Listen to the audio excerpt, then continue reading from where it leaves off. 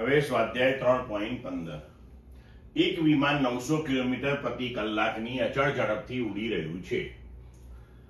1 kilometre ત્રિજ્યાનું સમક્ષિતિજ વર્તુળ બનાવે છે. તેના કેન્દ્રગામી પ્રવેગની ગુરુત્વીય પ્રવેગ સાથે સરખામણી કરો.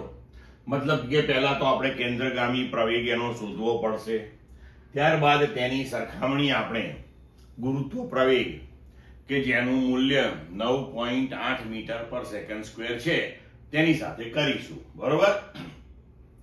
હવે વિમાનની અચળ ઝડપ 900 કિલોમીટર પ્રતિ કલાક, તો 900 ગુણ્યા 1000 ભાગ્યા 3600 તો થશે 250 મીટર પર સેકન્ડ. બરોબર છે.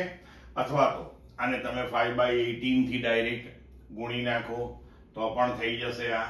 બરોબર. અને ત્રિજ્યા આપી છે r બરાબર 1 કિલોમીટર એટલે કે 1000 મીટર. તો હવે કેન્દ્રગામી પ્રવેગનું મૂલ્ય થશે v²/r.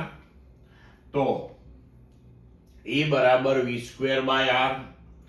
v છે આપણો 250, તો 250 નો વર્ગ ભાગ્યા r એટલે કે 1000. તો કેન્દ્રગામી પ્રવેગનું મૂલ્ય થશે 62.5 મીટર પર સેકન્ડ સ્ક્વેર. હવે તેની આપણે ગુરુત્વીય પ્રવેગ સાથે સરખામણી કરવી છે. તો ગુરુત્વ પ્રવેગ છે 9.8 મીટર પર સેકન્ડ સ્ક્વેર. તો આ બંનેનો આપણે ગુણોત્તર લઈ લઈએ.